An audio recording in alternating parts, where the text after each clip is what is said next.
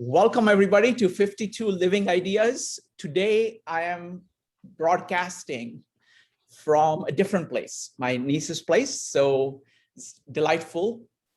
Today is the culmination of this entire progression we are on Louis Sullivan's Kindergarten Chats. This book is very special to me. When I first found it, I bought 32 copies of it and I gave it to every person whom I thought was worthwhile. And I found a very odd reaction.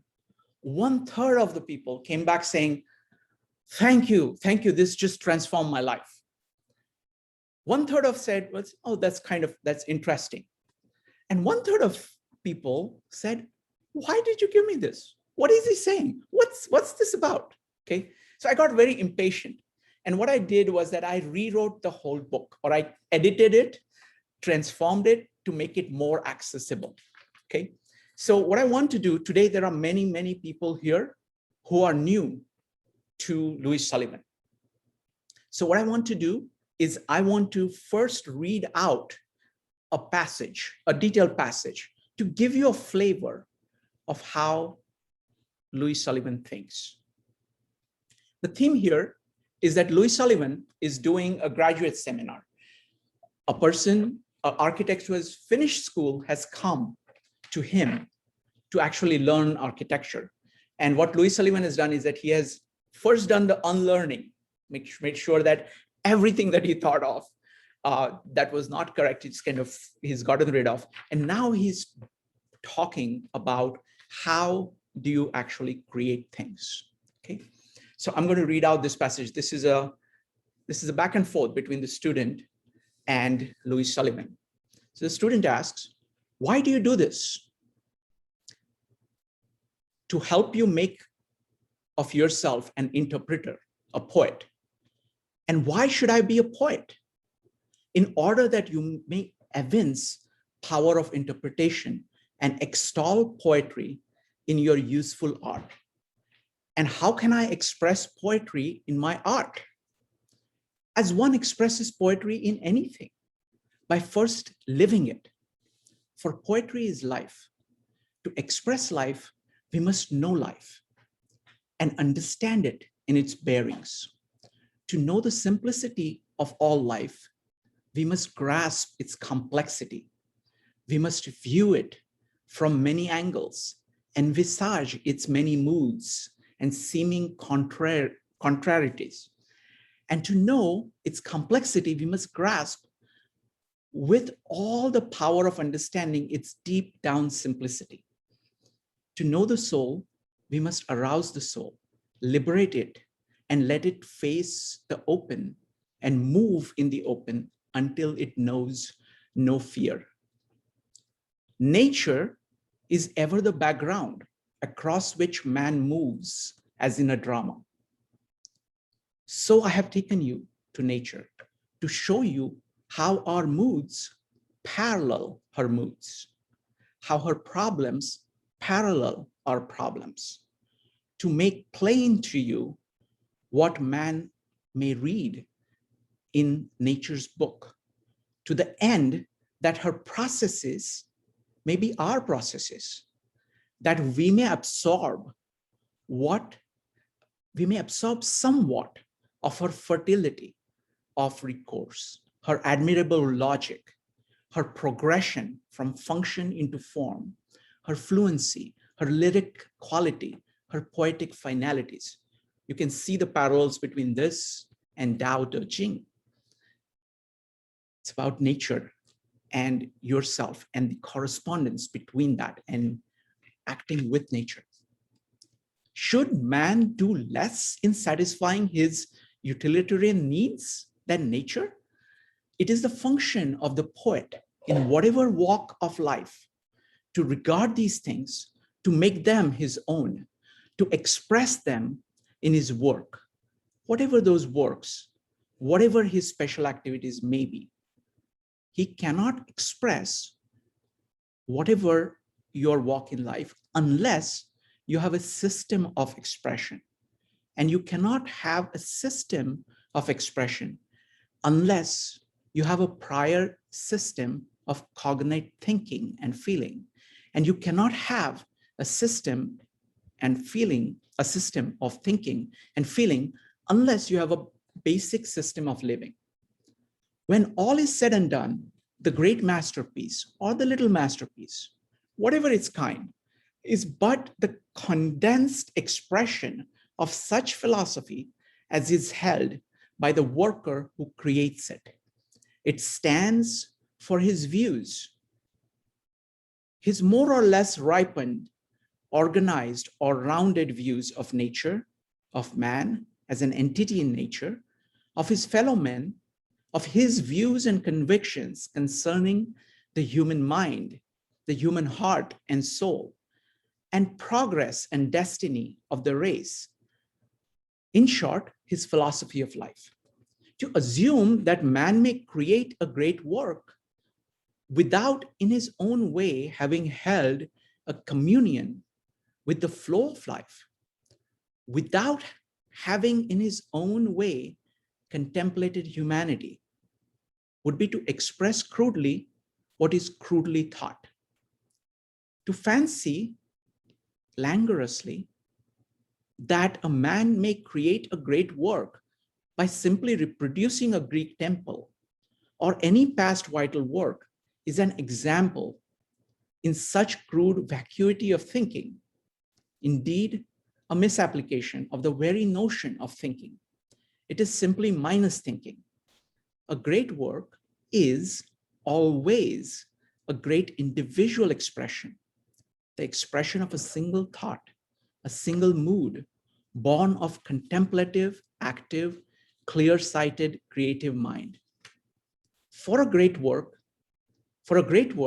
must be an organism that is possessed of a life of its own, an individual life that functionates in all its parts, and which finds its variation in expression, in the variation of its main function, and in consequent, continuous systematic variations in form as the organic complexity of expression unfolds, all proceeding from one single impulse of desire to express our day, our needs, to seek earnestly and faithfully to satisfy those needs, to make our world a pleasant place.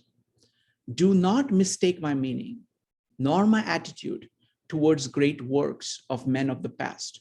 None can, I believe, venerate them more sincerely than do I, nor more clearly or gratefully discern their beauty, their worth, their inspiring evidence of what man can do when he wills.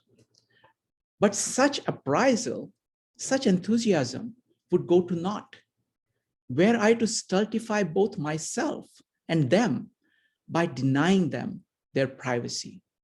For my lad, beauty has not really departed from the sons of earth, nor is high thinking but a memory of days gone, nor is winsome art of saying done for, nor has power of man forsaken him.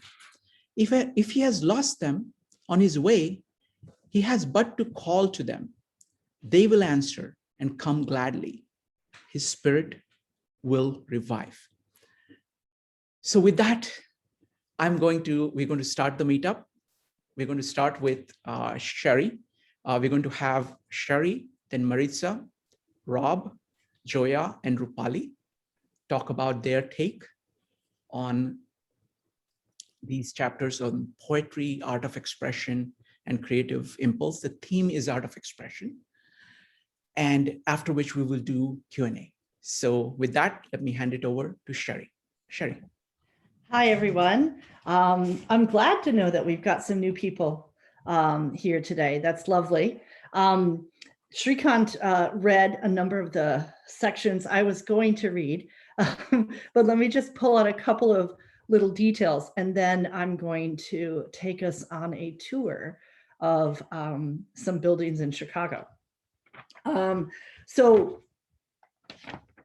this seems to be, since we're right at that cusp of all of this coming together in a nice little package, And because we have some new people, I like to throw in just a little bit here on the historical context behind where all these ideas are coming from. We're in Chicago in anywhere between 1880s when Sullivan started with these ideas, and in 1920, I think, when he rewrote some of these passages and put it together in a book. This comes right at the tail end of the Great Chicago Fire, where much of the building stock in Chicago was destroyed. Everybody says that that brought in a new type of construction where they were fireproof construction, which would lead you to think that they were no longer building in wood. They were, just not to the same level. But there was indeed a whole new set of building construction. And along with that, there came this great burgeoning population that really needed to build up in order to get the capacity on the square footage. Many of you may not know this, but Chicago is a very different city than say New York. New York, Manhattan is really built on bedrock. The island itself is mostly bedrock. So all of these massive new multi-story buildings could be just pinned to the bedrock. Chicago's a different thing. We're right on the lakeshore. It's boggy land. It was built on a swamp. It's a skyscraper-filled city built on a swamp. So there was a lot of, and to this day, there's a lot of engineers in Chicago who specialize in foundations and how to build foundations in that environment. And so that's part of this background too. You've got this this situation literally in the ground in that location that requires some new, fresh thinking. And that kind of helps push this idea along. We've got new needs for buildings. A whole new city needs to be built. We have a different type of building. We have new skyscrapers, multi-story buildings for the first time. We have new foundations. We have new structural methods. They're no longer your wood buildings like before, although some of them are still built with some wood timbers. By and large, a lot of them are built out of steel construction. The cast iron front buildings that were in Chicago at the time of the fire, some of them had cast iron frontages with windows for storefronts and things like that. Cast iron wasn't protected in the fire, in the heat of the fire, and some of that slumped, which is a problem. So they weren't doing that as much. There's a little bit of it, but more decorative than anything else. So we have this whole new thinking from all different perspectives that is feeding into the thinking that Sullivan and many others at the time were really doing. Sullivan is just the poet of them all. So appropriately, he has put it all in such beautiful words. But I want to point out a couple of things before we get into a little slideshow here, because we've been talking about what his ideas mean in architecture.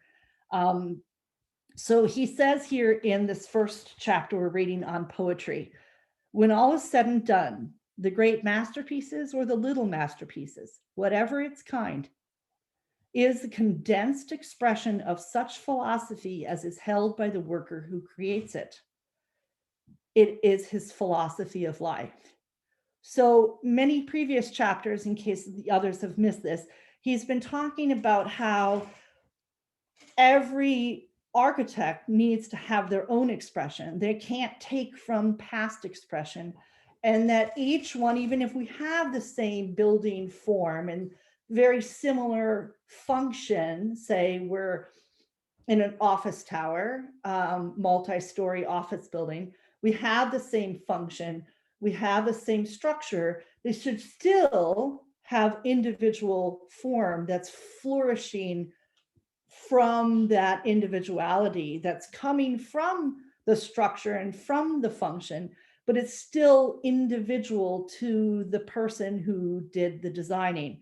And so I wanted to kind of show you a little tour of some of the Chicago buildings to see what was happening at the time, to see what was actually being built.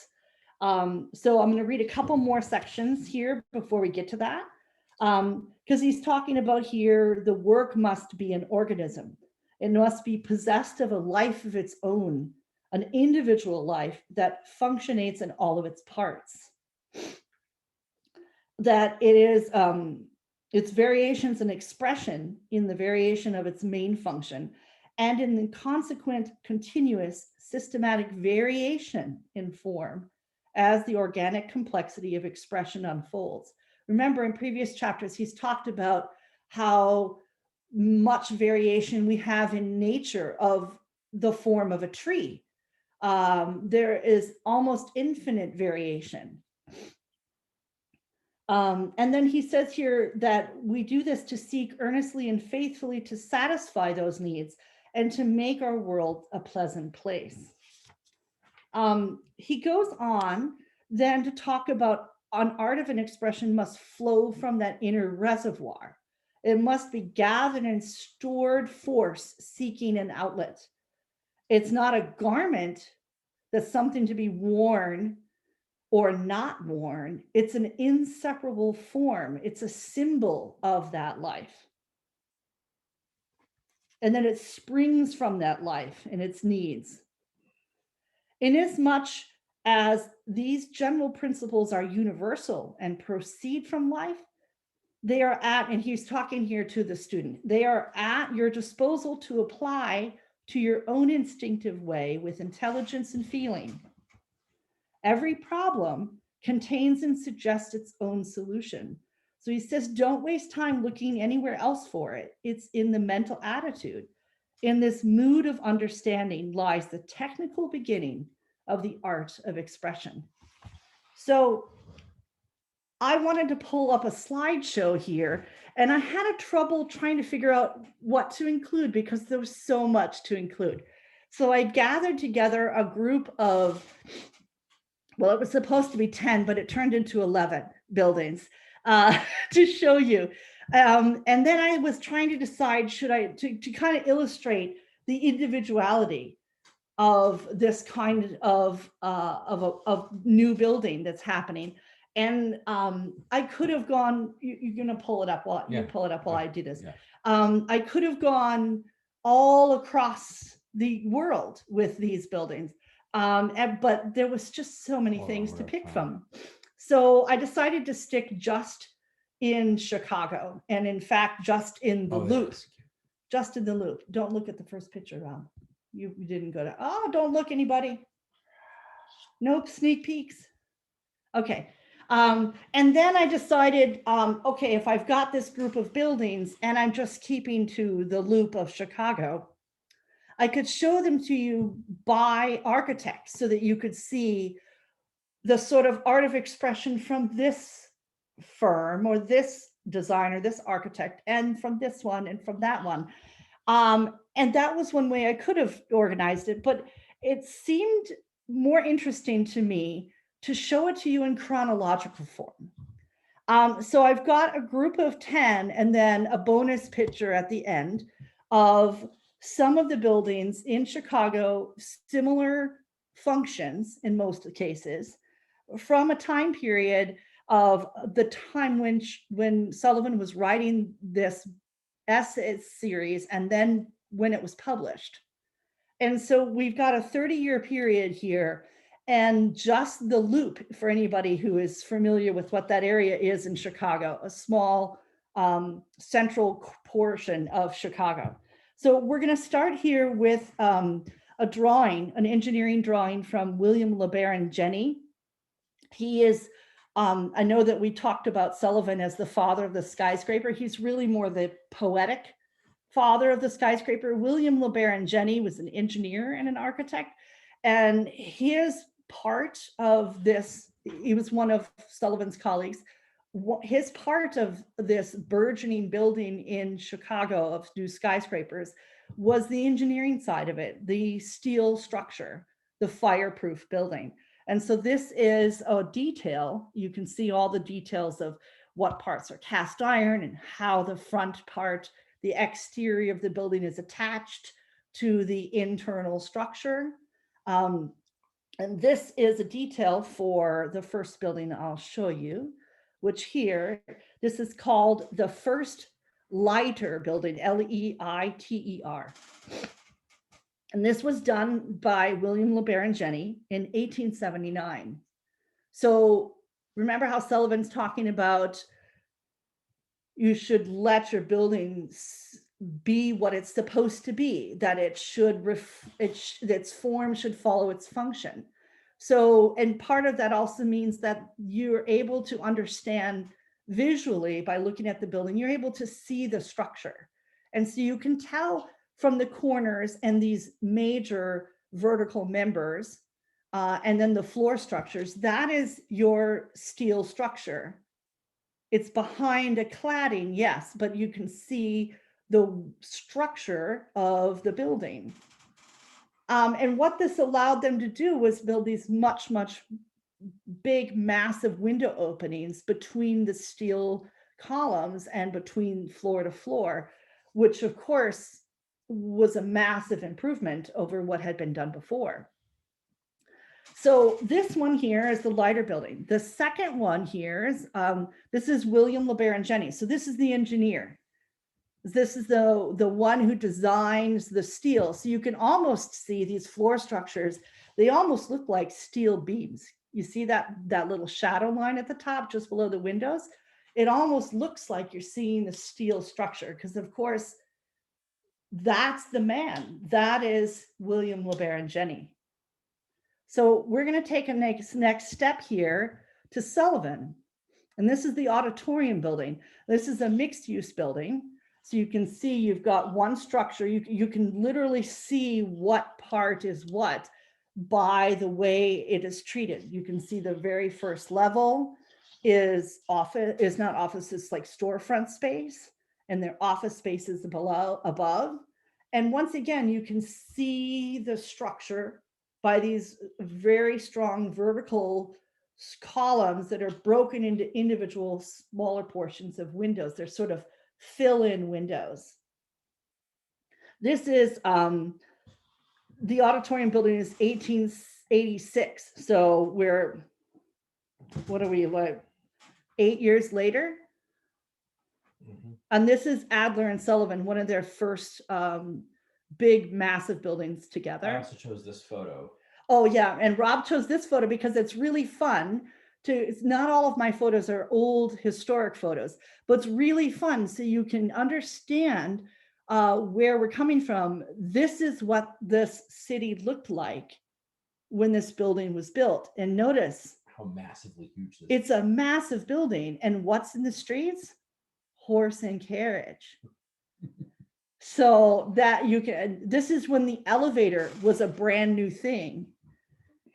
So our next tour here is, and I wanted to show this, this is the reason I wanted to show this to you chronologically. The next building in chronological order is not a steel building. This is the Monadnock Building. And you can see the front portion of this building is one structure. You can sort of see along, if you watch the roof line, the cornice, there's a second half of the building they're really connected, but they were built at two different times. This front section was built first and this back section was built second. They were built they did the first half and they waited 2 years and then they built the second, which is a little strange because it's so close. But everybody always thinks when they look at this, that this front piece is the newer part and the back piece is the more historic part. But that's not the case. So the very front part that we're seeing, and I'm going to show you a close-up in a second here, this is not a steel structured building. This is a solid masonry building. And here is a detail of that front corner. These walls are 6 feet thick at the base. And you notice at the second floor there, the walls kind of curve in. That is the massive brick flaring out for its resting on the ground. And as it goes up, it needs less structure and can taper to thinner walls. Happens to be that I know this building quite well. We lived near it. And well, I think it was Rob's first job out of college was in this building. But you can see if you're in one of these first two windows on the second story, you have a 3-foot sill outside of your window before you can see light. So this is, to this day, one of the tallest solid masonry structures in existence around the world. Not the tallest, I'm not sure, but it's right up in the top few. So if ever you're in Chicago, definitely go take a look. Inhabited structures. I mean, we're not counting the pyramids here. Well, yes, we aren't calling the pyramids. No. So this is the Monadnock Building. The second half, I'll show you here, is a little bit easier to see. This is a 3D drawing rendering of it, where you, without all the city around, you can get a distance view and see the front half. The part closest to us is the northern portion. That's the masonry structure. The part in the south, in the background here. No, this is north, that's south. The part farther away from us is actually a steel structure. It still has a brick cladding, so the colors match and things like that. But the back structure there was 1893. So our next building is the Reliance Building, and it's 1890. So about the same time as, within a year of this masonry structure on this front portion that we see, we have this. Talk about different, huh? This is clearly a steel structure. And this one here, the Reliance Building, was done by Burnham and Root. Now, Root's also a very interesting character, has a lot to say, similar to Sullivan in a less poetic way, but he dies at quite a young age. So we sadly don't get as much out of what his career might have been. But this, you can see the base structure at the bottom, down at the street level, 1.5 stories there. Those are storefronts. It's treated in a different way. The office buildings all up above are treated in a unique way, all by themselves. But notice how much more light you're allowed to get into the space. And by doing this, this building is clad in what's called terracotta. So this is a new method, a new kind of cladding material that allowed you to really shape the decoration, the exterior of a building in many, many different ways, very, very individual. And here is a detailed close-up of it. Those are basically tiles. Those are essentially tiles that are hung off the structure to protect the steel. But also notice that, and right now we're looking at a corner, but you can see the sort of bay window that comes out here on the left-hand side.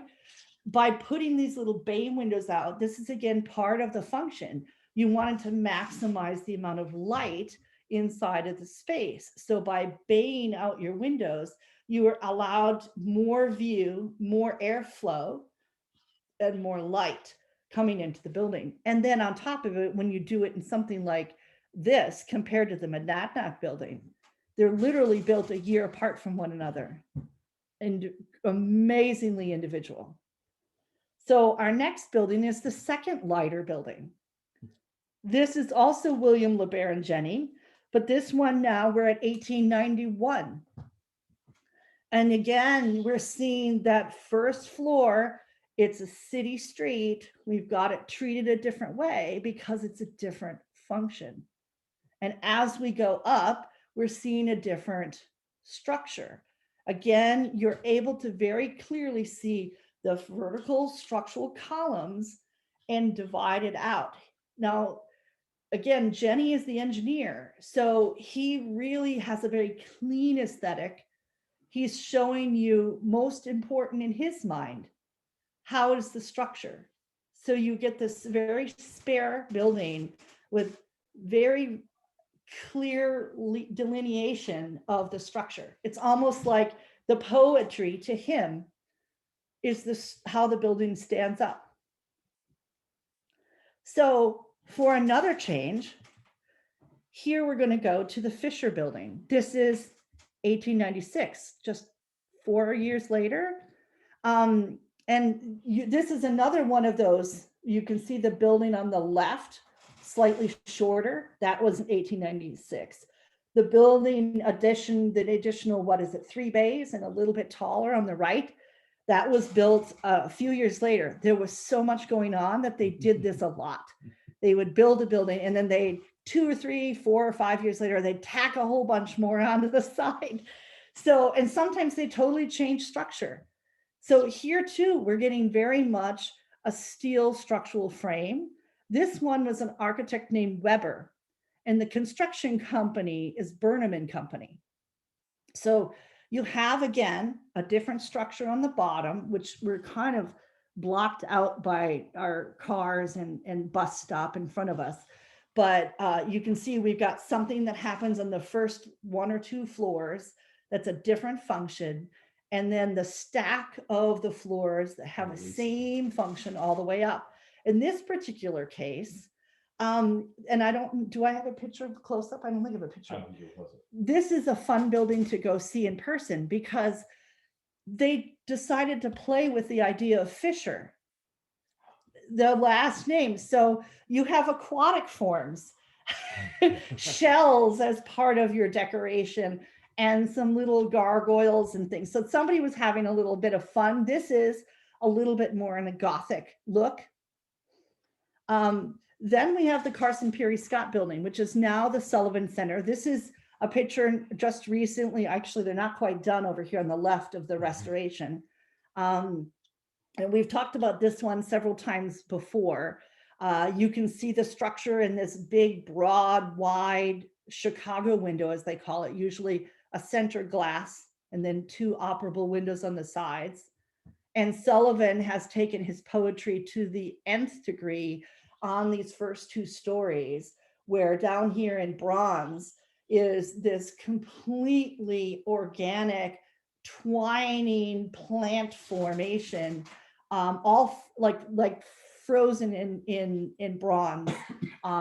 Quite a stunning piece. Thankfully, fully restored now. So that is taking us to 1898. So this next one, again, this is Sullivan. This is called the Gage Group building, and they're talking about the Gage Group as these 3 buildings, the tall white building on our right and the 2 buildings to its left, the 3 bay wide sort of rust colored brick, and then the 2 bays next to it. The 3 buildings together are called the Gage Group. This white section that's the tallest on the right, that is Sullivan's work, and you can see it. It feels like Sullivan. It's got that flavor that the Carson Peary Scott building has, where it's light and fresh as it's up in the air, and more heavy and grounded on the first story. And you also get this very Sullivan-esque flowering of the structure, these central 2 pillars that rise up through all the floors and then burst into flower up at the top cornice. So this is 1899. So Sullivan did this portion, and the other 2 are Halliburton and Root. Halliburton and Roche. Sorry, I've mixed up my firms. And you can see those 2 buildings, they're very uniquely different. You can see they're all thinking the same idea about how do you show a structure, how do you maximize light, but they're each doing it in their own unique way. So then next we have the Chicago building. Now these 2 buildings over here are Halliburton and Roche. Keep that in mind, the 2 smaller buildings. Oh, this is also Halliburton and Roche. The picture's a little bit blurry, but this is 1904. So we've turned it to a new decade. But notice here the bay windows that pop out on the front. I don't know if you can see those very clearly or not, but there's 3 sections of bay windows that have that Chicago window feel, where you've got a central solid window and then two side flanking windows that are operable. Because remember, this is a time when skyscrapers were, 15 stories max, 12 to 15 stories. And they had, they needed natural air. So all these operable windows are necessary to allow people to get fresh air into the buildings. So this is, again, it's like those last two, same firm, same general aesthetic, all of them though together kind of dealing with a similar form. And then we have the Brooks Building. Again, this is going to be Halliburton and Roosh as well. We can't go forward because somebody wants to come in, Rob. Okay. Okay, so this is the Brooks Building, again, Halliburton and Roosh, and this time we're in 1909. So for context, when was Kindergarten Chats written? It was around 1901 or 1900? Well, it started, yeah, and then it was published as a book in 1920. Right, okay. Yeah, so, and you can see Halliburton and Roosh have a much more spare kind of aesthetic. A lot of the last three buildings we looked at are very, very similar. And that's their calling card. That is, as Sullivan's talking about, they deal with the same function, but then they're in the same form, but their individual poetry is coming out. And so I wanted to end here with another, about a few years after Kindergarten Chats was published in book form, we have, I wanted you to be able to see where this kind of, the individuality coming forth a little bit further. So this is 1929, about 20 years later. And this is the Carbon and Carbide Building. It's a carbide and carbon. Carbide and Carbon Building. Sorry, I get them mixed up. I always remember it the other way around. I always remember it the other way around because it's the darkest skyscraper in Chicago. And that's really appropriate because it's carbon, right? So, but you'll see, we got a close up. I'll show you the rest of the skyscraper in a second here, but I wanted you to see the close up here of the first couple stories. You're coming around, this is Michigan Avenue, right before, just south of the river. And it's this dark black granite front with these gold windows that just jumps out the street at you. Now notice we're 1929, so we're getting a little bit into that car era. We're getting into motor vehicles. We're getting into a lot of the Art Deco styling. And so of course that is coming through in this building. As you're climbing up, you can see the structure again. You've got not the 3-bay window in this time. This is going to be a much taller structure. So the windows aren't as wide because they need to be, structure needs to be closer together. So you'll see in a second how wide it is or how tall it is, but you've got that structure in between and the spandrels. And interestingly, it's in this dark green color with gold accents. And as you go higher up, we've reached a whole new level of height in a skyscraper building now. And you can see the whole thing that Sullivan is talking about. The function of the first floor is one thing, and it's treated differently. The function of the intermediate floors, if they're all the same function, are treated all the same way, stacked on top of each other. And then at the very, very top, you can certainly see there is something different going on the very, very top of this central tower. And this is the rather detailed flourishing of the top of the skyscraper. You have a clock tower up here. You have an observation building. The good thing to know is the Carbon and Carbide building, well, before the pandemic, had been turned into a hotel. So you could go stay there.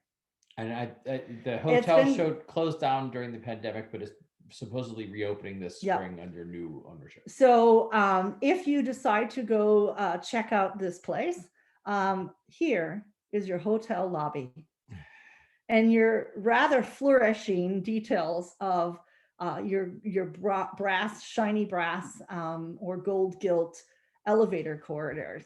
So every element here is quite a treat to behold. So that is, let's get rid of the stop share here. So that is an example of the amount of individual flourishing that we saw in really a very small portion of years, 10 to 20, 30 years for those first 10 buildings I was showing you. And then a jump forward to see the Art Deco that's coming up in a few years after that. And it's all really in a very tight space, the Loop of Chicago, which is just the tightest central downtown area. Wonderful. Thank you. Thank you, Sherri. It's wonderful to revisit all those places. I remember your tour of those places. So yeah. Yeah. Excellent. Next up is Maritza. Right. So just for those of you who are new to our group here with Sullivan, I am the only panelist who's reading this for the very first time with the rest of you. Everyone else has read it multiple times. So mine is the noob perspective, as it were. That being said, I have to say, I can't remember a book I have enjoyed as immensely as I have enjoyed reading this one. In these chapters, the even just the names here are pretty like heavy. It's like poetry, art of expression, and creative impulse. The thing here to me that is like most fascinating is how very much it takes me back to thinking of the Tao Te Ching, actually. In all these three chapters, what I'm hearing the loudest is these are a culmination of everything that came before, right? So it's like you've had this senior architect speaking to, or kind of, teaching by showing a young architect fresh out of architect school. And throughout the whole process, you've had the student fighting him, the student questioning him, why are we doing this? Why are you making me feel this? Why are you pointing these things out to me? Along with these amazing insights. And you can just see the dots connecting for the student, which has been, quite enjoyable because, as reading it for the first time, you're a little bit like the student. And you're like, oh my goodness, this is amazing. And so this architect has this beautiful poetry in the way in which he's telling us that, we need to think for ourselves. And, the standard education as it existed in the time when he was writing the book, and I would argue today in many situations still, it's not enough. It's not encouraging enough of a symbiotic relationship with nature. And that's like the heart of it, in the Tao Te Ching, it says, in spirit, there is nature, and in nature, there is spirit. And Sullivan is telling us the same exact thing. He says, for in man's rhythmical adjustment with nature, this kindles his happiness. In discord lies his misery. That's like a really seemingly light statement. But as it sinks in, when you're kind of like, it catches up in your mind what you just read, the absolute heaviness of it hits you kind of like a minute later. And it's just that simple. And it's just that hard. The fact that you, me, we are lost if we forget that we are nature. And as such, everything stems must stem from that axiomatic concept. And it should be a no-brainer, right? We don't live in a society, unfortunately, for that to be the case. And Sullivan tells us that, you know, we've allowed our intellect to just run around unchecked, like, you know, the spoiled child who never gets disciplined. And, you know, it's not suddenly a bad child, but it's undisciplined and it's not well-rounded. And so we require more than just an intellect that's going to roam and do as it will. And I find that to be fascinating. Even he uses the word analytical. And as somebody who has, for most of her life, truly embraced the objective, the analytical, it's fascinating to see it presented in a way where it's not vilified, but it is clearly shown to be not enough. And it's done so in a way that the logical side of your brain can't object, even if it might want to, which is really quite interesting because, you know, if you come from an analytic, well, I speak for myself, you know, if you come from an analytic base, you tend to think that that's, you know, the better path. And Sullivan tells us no civilization, no institution can long exist after the creative impulse, the emotional desire, the intellectual consent of the multitudes is withdrawn. For such civilization has by such token ceased to be their image. It no longer responds to their dreams. And this is that image when we started, right? In the very first couple chapters, he gave us this image of being a can sitting on a shelf, gathering dust. And when I read that, I was like, crap, am I this can that's sitting on the shelf, gathering dust? And so when I read this, it no longer responds to your dreams. And I'm sitting there going, oh, man, my dreams are supposed to matter too. And you say that, right? And this is what you're feeling. But when you really stop and think about it, it's like, duh, naturally. But, and then he tells us, he says, engrossed now in the analytical stage, he soon will enter the constructive stage. So there's hope for those of us who are a little slow. There's hope for us yet. He says, for the creative impulse, intimately subjective in origin, fulfills its function in objective realities. And I'll remind you that he uses objective and subjective by his definition of it, not as the very strict black and white vision that most often we hear of them used today.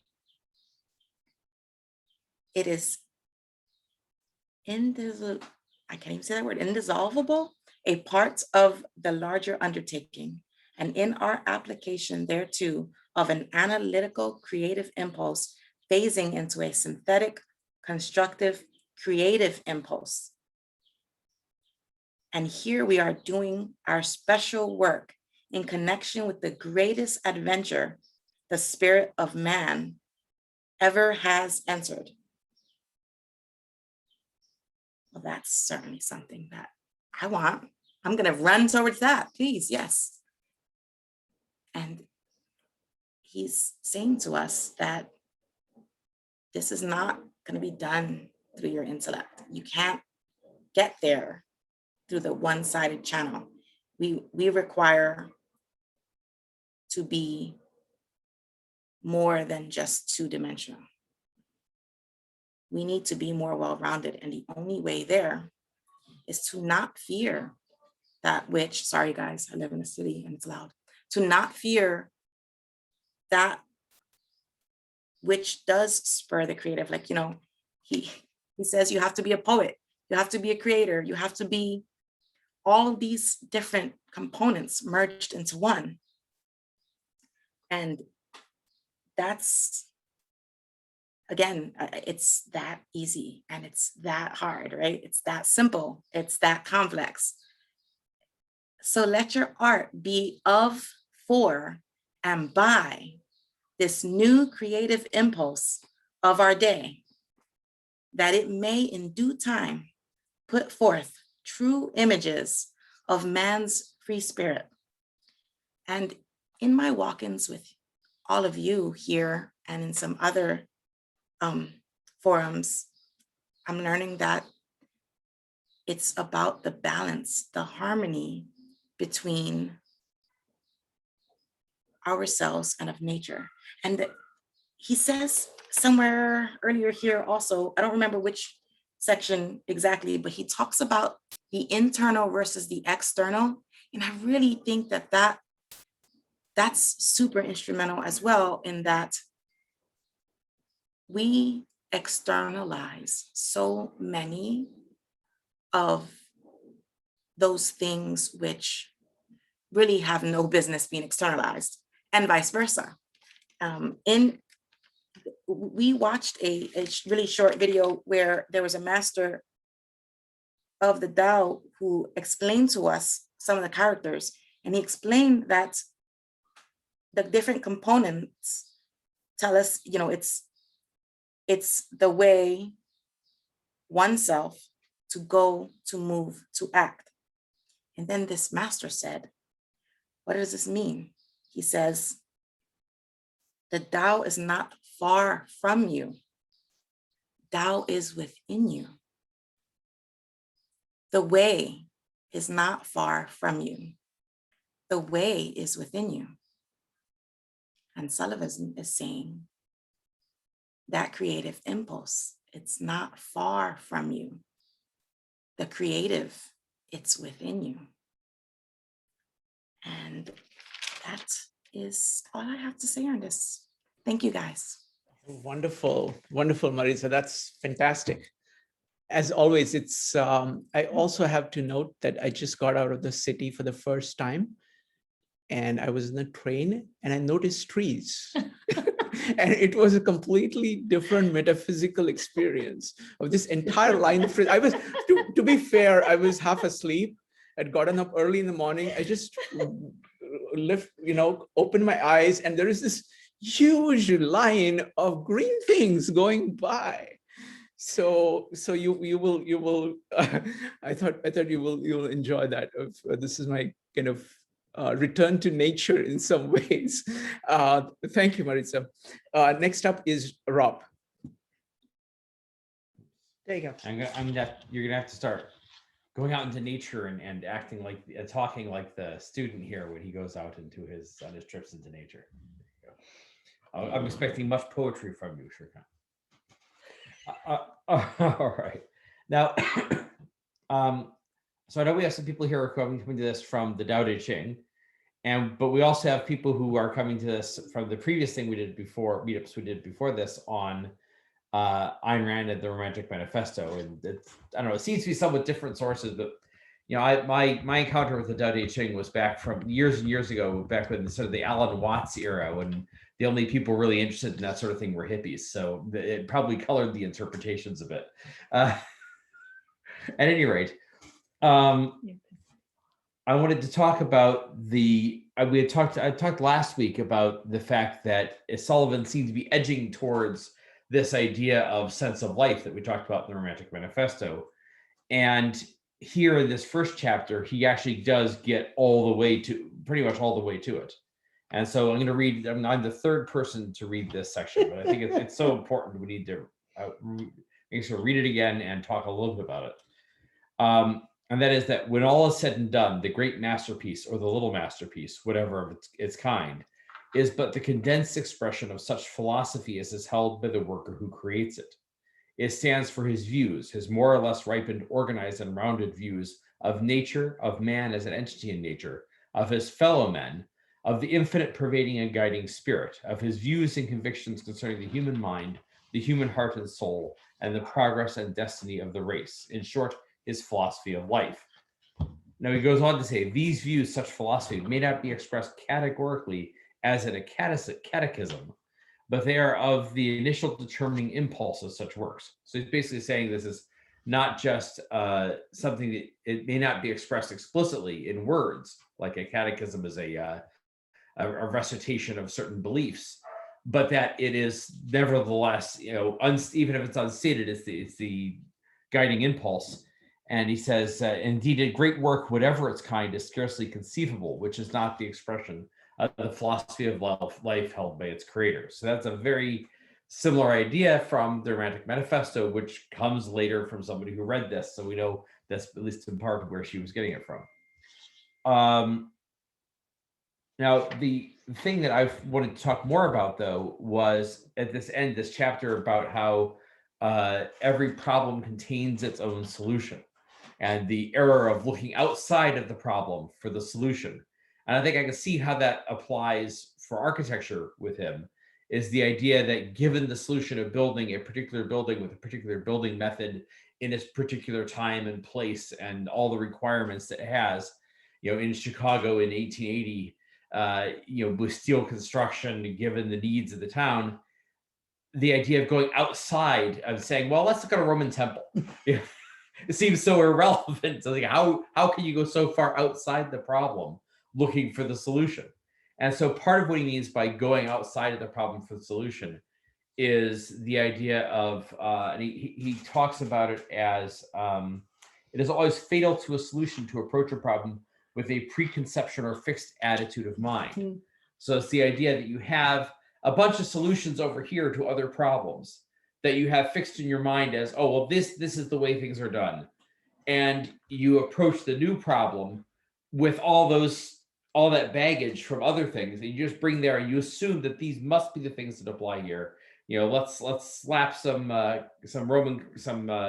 slap some columns on it and make it look like a Roman temple, or let's make it look Gothic, or let's make it look this, that, or the other thing.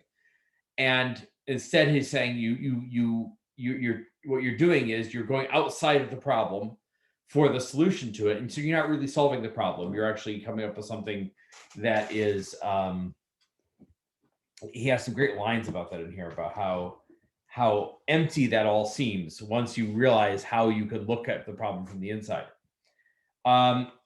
So part of what I think he means by going outside of the problem to its solution is bringing in these sort of fixed notions and dogmas from elsewhere and just sort of assuming they must apply, and being somebody like somebody in the old adage, somebody who has a hammer and assumes everything must be a nail. Mm-hmm.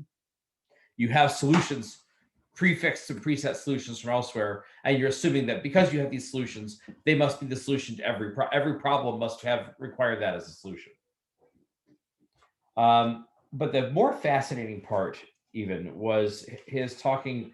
He almost sort of gets into a little bit of a theology here, where he talks about how part of this thing of looking for problems, the solutions outside of ourselves, is this idea that we have created images of ourselves that we've projected outwards and assume they're not part of us. That there are things that we take from inside of ourselves and we create symbols of it. And then we think of those symbols as something outside of us. And that seems to be his view of, implicitly his view of the history of religion, that we create gods in our image. This old saying was that God created man in his image, and man went around and returned the favor. That we created God in our image and gave him, attributed to him the characteristics and obsessions and interests and prejudices of our own society are then attributed, projected outward onto God. And that's one of the last things he's talking about here. He says, I think I may have lost where I was on this. I think it's back on this page. Oh, yeah.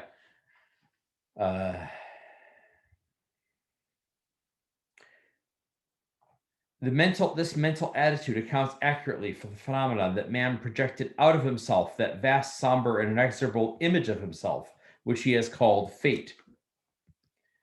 And he says, the man of the past has shown to us his power to create multiform images of himself in his feudal status.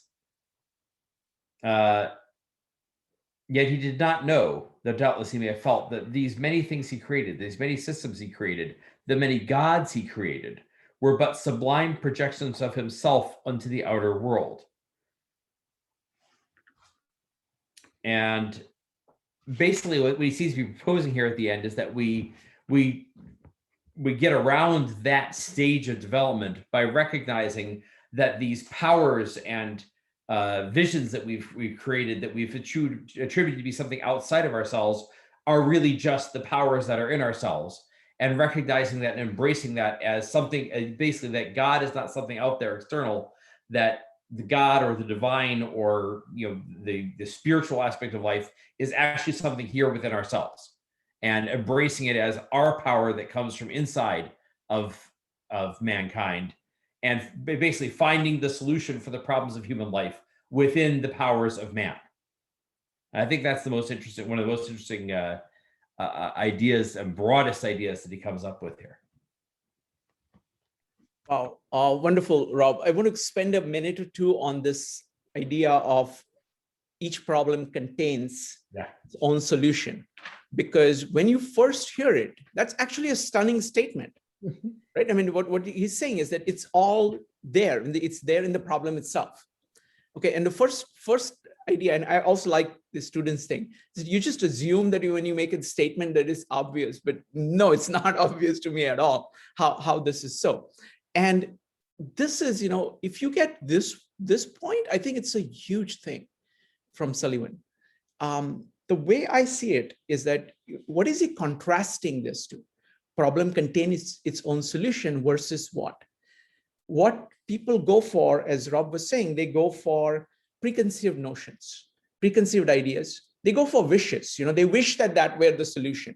It's not really a solution. It's just a wish or some kind of projection, right? So they're not really looking at the problem. They're not looking at the nature.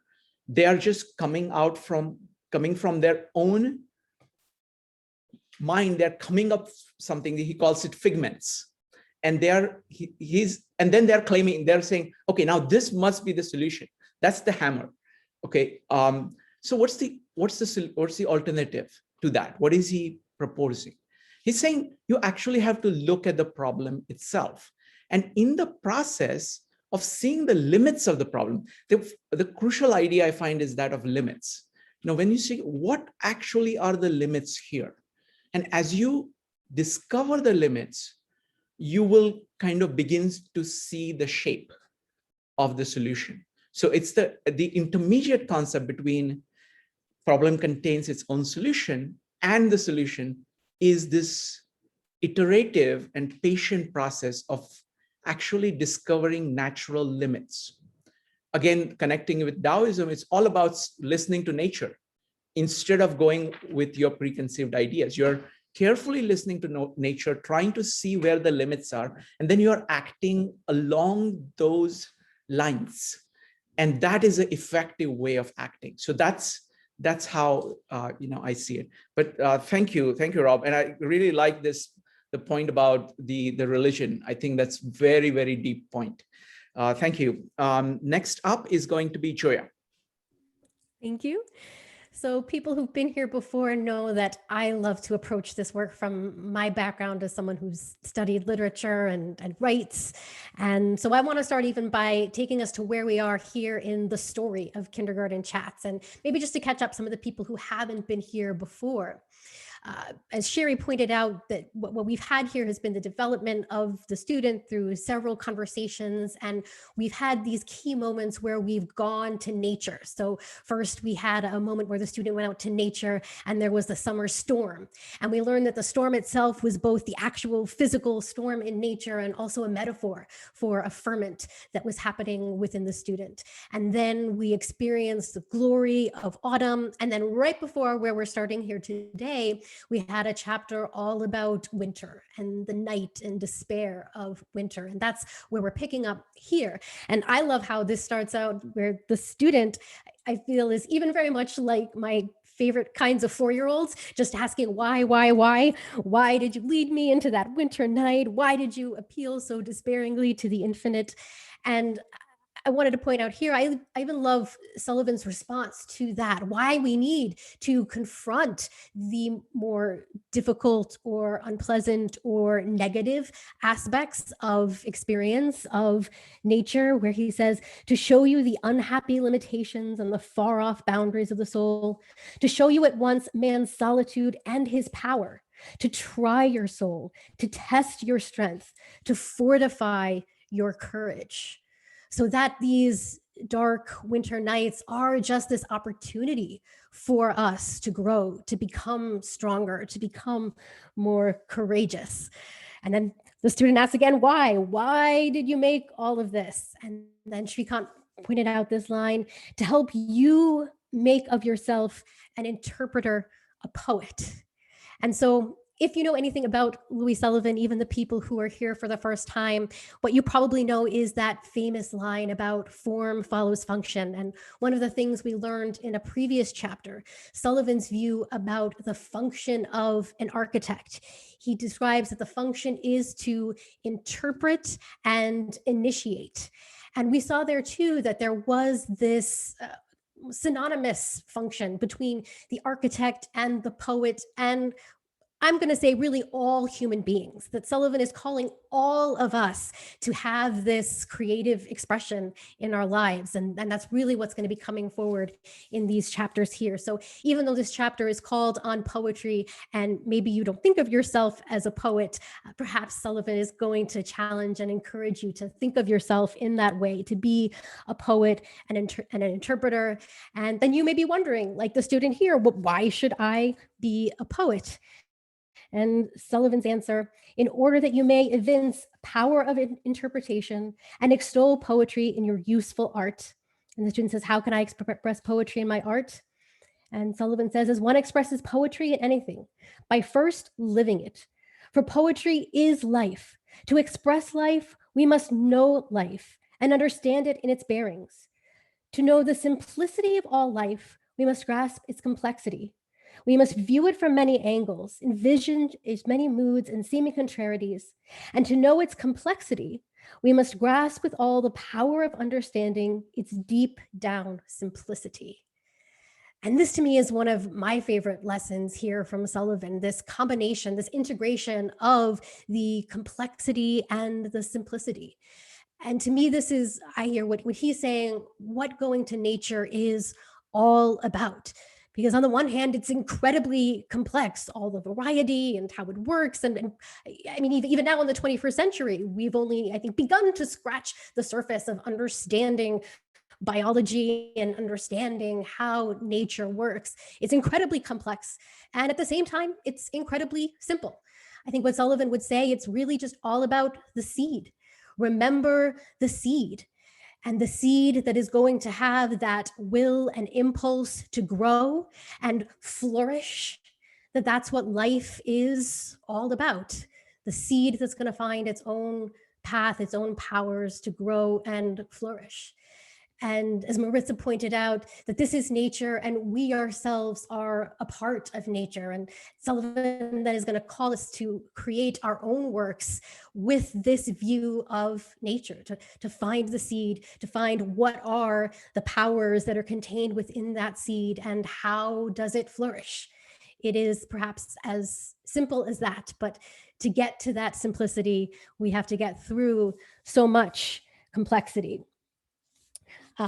And then I wanted to jump forward ahead here to talk more about the function of the poet, which, as I said, is also the function of the architect specifically. And I do believe the function of all of us with our potential to be creators. So Sullivan tells us it is the function of the poet in whatever walk of life to regard these things, to make them his own, to express them in his works, whatever those works, whatever his special activities may be. Thus do we enlarge our working conception of the nature and utility of the poet. On the other hand, you cannot express whatever your walk in life unless you have a system of expression. And you cannot have a system of expression unless you have a prior system of cognate thinking and feeling. And you cannot have a system of thinking and feeling unless you have had a basic system of living. the way I see it, this is what Sullivan has been trying to lead us to understand all along, to put together ourselves, our own system, starting with nature, going back to nature. And part of the simplicity of nature is that instinctual response that we have as human beings who are just part of nature. When we go out and we see that first bud of green in spring, that life that is just striving to burst forward. There's just an instinctual human response to that effort of growth, that simplicity of life. But all of the complexity is trying to grasp that and hold it, contain it, understand it, actually have a full system of that, and then express that system in whatever our own works will be. And at the end of this chapter, I love here too what he says about then how you, being a creator, what then is the relationship then to the great creators of the past? We've seen in a lot of the previous chapters that Sullivan has been really harsh about those who would just look at the past and try to copy the past and not bring any of their own unique insight, not have that first-hand experience of going out into nature and experiencing nature for yourself and trying to understand nature in your own words, in your own terms, and then bringing that forth in your own system of expression. But he goes on to make very clear here that just because he's been very dismissive about rejecting those who would just copy the past, that doesn't mean that he doesn't have a real respect for the past. It's quite the opposite, that he has this very deep appreciation for what the great creators of the past had done before. But he's very explicit then about what this relationship ought to be, that we ought to have to the great masters of the past. He says that we want to emulate them, not to imitate them, to do what they did, namely to reproduce, to interpret the life of your own people, the spirit of your times, in terms of both knowledge and understanding. And I think this is important here to point out too, that we want to essentially be first-handed creators ourselves. When we look to what the great masters of the past did, it's not just to pick and choose and imitate, but to really understand their process and what that process was, which was to look to nature, to look to the times that they lived in, to look to the spirit, to have both knowledge and understanding. These are terms that we discussed in our last session, and we talked about, Maritza was already talking about today, how we really need to combine both intellect and emotion and instinct, that combination of knowledge and understanding is what we have to bring forward. This is the system that we need to have in order to really be flourishing creators in Sullivan's view. And then as Shrikant read, we end this chapter that is called On Poetry with some poetry, with an actual verse. And then we go to the next chapter, which is called The Art of Expression. And I love how this chapter, it doesn't start with actual poetry in the terms of verse, but I think this beginning still itself is very poetic. It has that rhapsodic quality to it. So we've jumped from that poem to start out with, in the springtime, greeting the sun when ice and snow are gone, sap mounts within the trees, seeds awaken, a new utterance of life begins. Out of the darkness, out of the silence of winter comes a song. The filigree of nature's resurrection reappears. She chants of her deliverance. And thus the dormant soul of man, awakening to the sun of sympathy, he puts forth the beginning of his springtime, the utterance of things long forming, long hidden, long obscured, long unfelt, but now stirring toward the light, seeking form, seeking growth, seeking expression. Thus does nature, thus does man burgeon the promise of fertility. And it occurred to me as I was reading it this time that what I see Sullivan doing here with his poetic way of expressing things, that his writing itself, it's almost imitative of nature, in that nature has all of this complexity.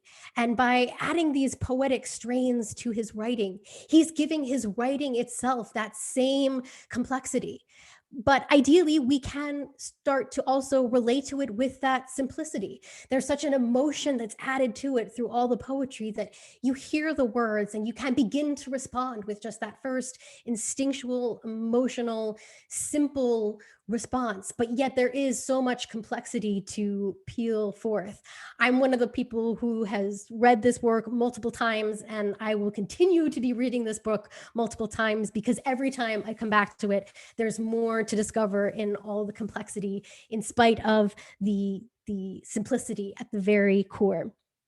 And I did also want to point out one more thing here at the very beginning of this chapter here, that we're foreshadowing that pretty soon we are going to come to springtime. So we've had all these chapters about the summer and the autumn and the winter, and we are going to come forward to spring. And as we say here, we shall see it soon together. And I'm excited that all of us in this group here, we soon shall see it together.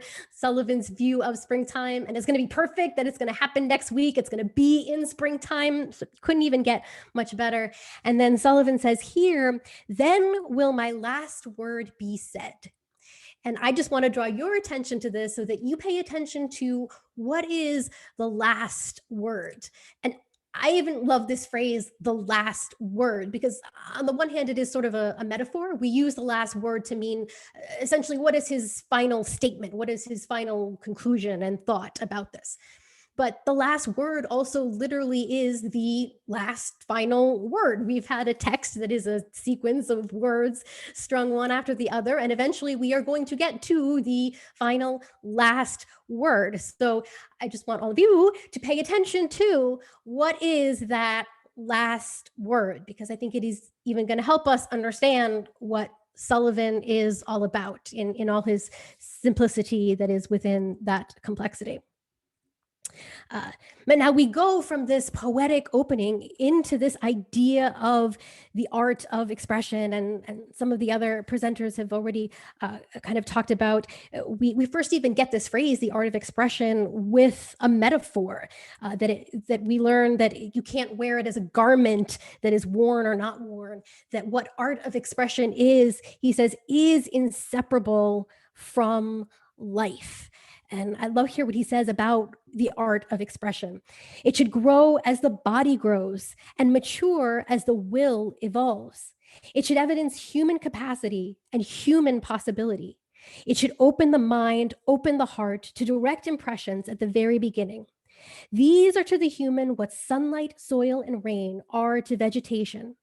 Then let utterance of these impressions begin, so soon as it is evident that they are impressions, after which new impressions, then new utterance, ever continuous, ever reciprocal, ever broadening, surely organizing, unfolding, ever growing in power, more coherent, more plastic, more fluent, ever growing in receptivity, ever growing in aspiration, ever growing in mobility, ever growing in serenity, ever growing more complex, paralleling the complexity of life, ever growing more simple, paralleling the simplicity of life, ever gaining in strength, ever gaining in delicacy, ever in ferment, ever clarifying those elemental powers which are so subtle, yet the most potent of all, the power of receiving, the power of uttering.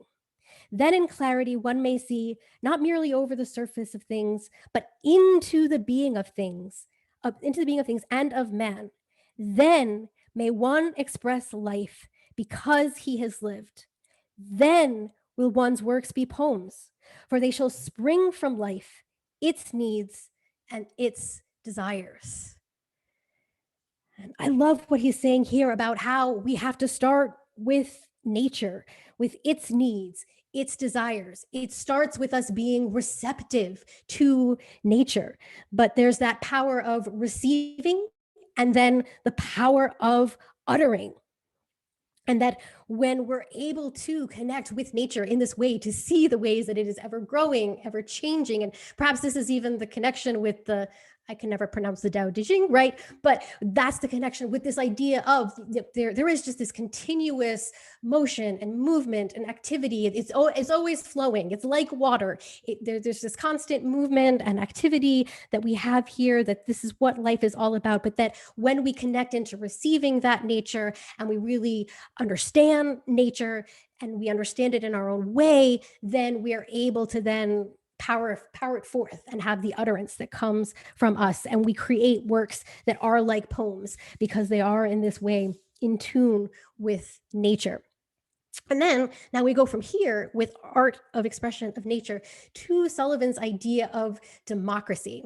And I have to say, this to me has been the biggest takeaway I've had this time on this reading. It really even occurred to me only the last session that we had here, how important this concept of democracy is to Sullivan's whole system. We talked about how he has this system of thought. And so the beginning of the system is starting with nature and how you as an individual receive nature and utter forth nature.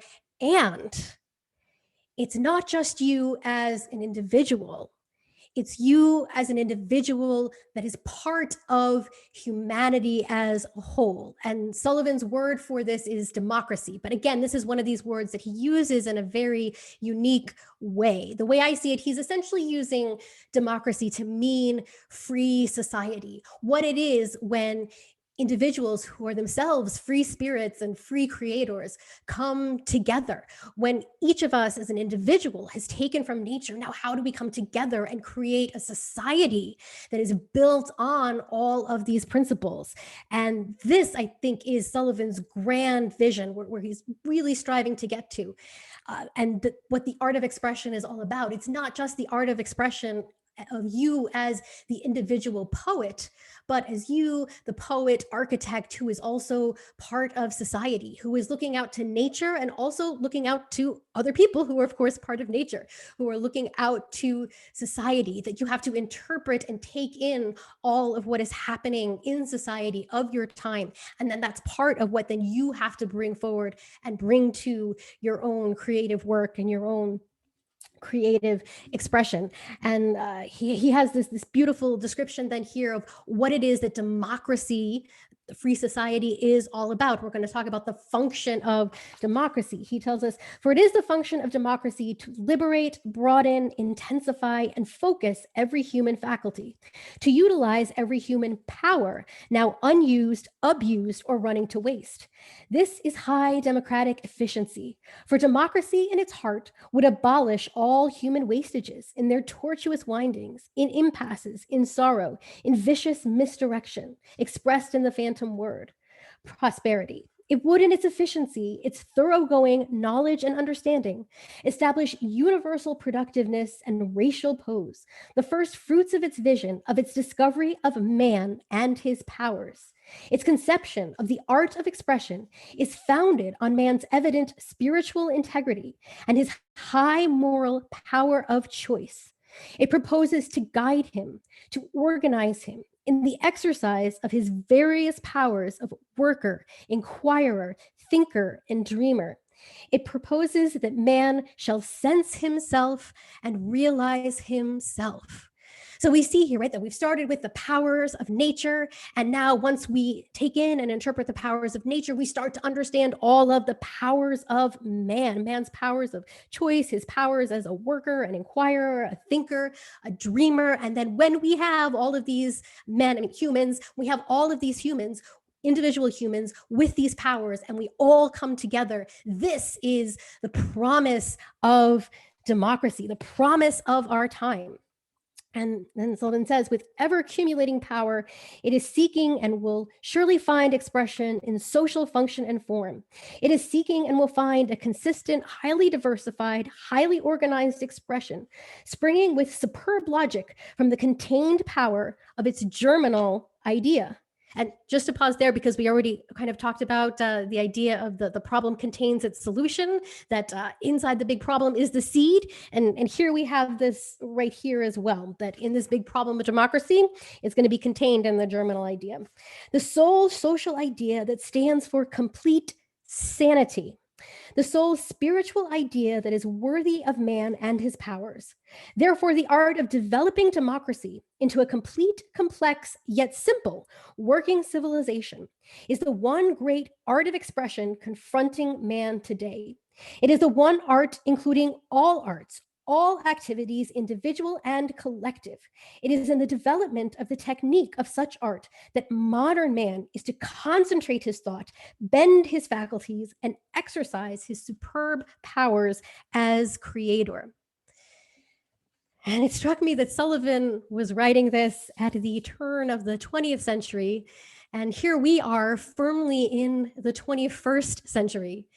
And to me, it seems that we still have this exact same problem, that what he's calling for here is still desperately needed. It is still our calling here in the 21st century. I love that his word here for what we need is sanity, because I have to say sometimes, especially even the past couple years, that may have been the exact word that I would have thought of what we need as a society, that we need sanity, and that Sullivan sees this in his own time. And I think does grasp a key element of what it's going to take to get us to sanity, that the key is this new vision of a society that's founded in a kind of freedom, where we have the free individuals with their free spirits, all creators coming together in this way.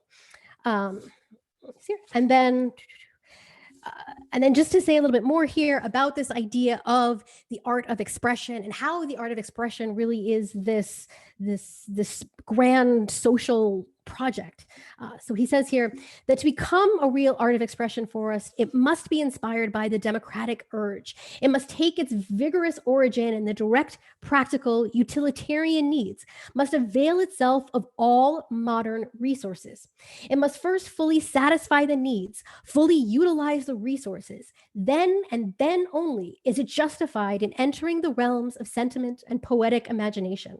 And then only for the purpose of giving to the utilitarian its needed aspect of beauty, thus contributing its share to the happiness of mankind, to the poem of democracy. Then and then only may architecture worthily be called an art of expression. And to me, this is so beautiful, this full flowering we now see of what the art of expression is all about, that it's about looking to the times, that there has to be this utilitarian aspect that looks at what are the resources that's available, what is it that's possible in modern times, and then connect that with the timeless beauty and power of nature. And that when we put all of this together and put it in service of humanity, in service of democracy, then we have this real art of expression. And then our chapter ends with this kind of curveball where we suddenly get this sudden insight of every problem contains and suggests its own solution. And I loved Shrikant's description, how the next chapter even begins with the student coming and saying, you know, you say these things like it's so obvious, and there's so much that's in this idea. But that what we hear that Sullivan is saying, that within the problem, we have to go inside to find the solution, that we have to go, in essence, to find the germ, to find the seed that is within there. And then it's significant, I think, that the problem he's going to tackle is, in fact, the problem of democracy. He says, now suppose we extend the problem to its broad human limit and pose it as the problem of democracy. The conditions seem enormously complicated and complex, and sternly limited by what is called human nature. The solution not only doubtful, but nowhere in sight. Yet, let us but patiently stick to our law, and we finally, perhaps after many years, penetrate this vast husk of humanity and find the germ of the solution to be the individual man himself and the fundamental nature of man within him. Having discovered one man, his spirit, and his powers, we have discovered all men. Having discovered man, the problem reverses, takes on a constructive aspect, an aspect and purpose born of the desire to create. And here now, I think we see the connection to this chapter. So we had a last chapter that was all about art of expression, and now all of a sudden we just turned to the creative impulse. And I think you might be like that student that's, we just took this sudden left turn, and why are we now talking all about the creative impulse? But what I see, what Sullivan is doing here for us is he's put forward this idea of the problem contains its solution, so that we look to this problem of democracy and we look for the solution by going inside, by going to the seed and discovering that seed is the individual, is that seed of man and his powers to create. And so now the key here is for us to understand, what is that? What is this power to create? What is this creative impulse? And that is what we are going to get now for this chapter. And so I just want to read some of what we're going to learn here about what it is, man's power to be the creator. And the student, you ask, what underlies man's desire to create? And I love how Sullivan even approaches this by coming at it from a story. So in answer to this question of what underlies man's desire to create, Sullivan says, to begin with, man must originally have had the notion that he could make rather than he could create. His idea was to do something, to fashion something for his immediate use, to satisfy his immediate physical wants. And this germinal notion still survives in its simplicity through all the complexities of ensuing civilizations up to the present day of our calendar. And just to point out here too, right, we've had the complexity and the simplicity. Here we're drilling down to the simplicity. The simplicity is this desire to make, this desire to satisfy our needs. This is what underlies this creative impulse. And so now Sullivan tells us, hence we may assume as a basis that the idea of doing something came into being before the idea of creating something. That man, the worker in biological sequence, preceded man, the inquirer, the thinker, the poet, the creator. We are probably justified, moreover, in believing that the power to work and the power of emotion, while contemporaneous in man, were not equally satisfied. That in man's emotional nature lay a germ, an unshapen idea, which gradually grew in assertiveness within him and sought outward realization. This germ was the inarticulate beginning of the desire to express himself wholly, the earliest indication of his need of an art of expression, the latent beginning of the creative impulse. And I think this is interesting here too. We've talked about man's powers, and Sullivan's view here now that we have the power to work and the power of emotion, and that ultimately we need to integrate all of these things, the power to work and the power of emotion, but that at the beginning that these didn't come up, that they weren't equally satisfied, as he says, that one of these was lacking. And we see that there was this problem with the lacking of the satisfaction of emotion, of the instinct part of man. So now Sullivan tells us, now the particularly delicate point involved is, why did man wish to create? Was it not that he felt lonely? That he desired emotional, psychic companionships? Was not this subdued and shadowy anxiety a problem shaping for him, gradually but vaguely pressing for solution? Now, how did early man solve this unique problem, which would prostrate a modern mind if it were suddenly new? Still guided emotionally by instinct, he sought the solution by instinct and found it precisely where it was, within himself. He did not formulate laws on the subject. He simply acted out his instinct of reproduction. He infused his bare work with the quality of his emotions, and thus found in them the companionship he yearned for, because they were of himself. His growing intellect might have gone on satisfying his physical needs and amplifying their expression. Instinct alone, in inspiring the work of his hand and his intellect, could satisfy the craving of his heart, the hunger of his soul. Thus, man unconsciously began to create in his own image. His work slowly grew in power of impulse, in power of expression. As civilizations arose, man's work in those outwardly differing civilizations evinced his temperamental variation. In some, the intellectual force predominates, in others, the emotions. Seldom have they approached a balance. Never did they achieve it, for such achievement was beyond the range of the feudal mind. It lies in the domain of sanity.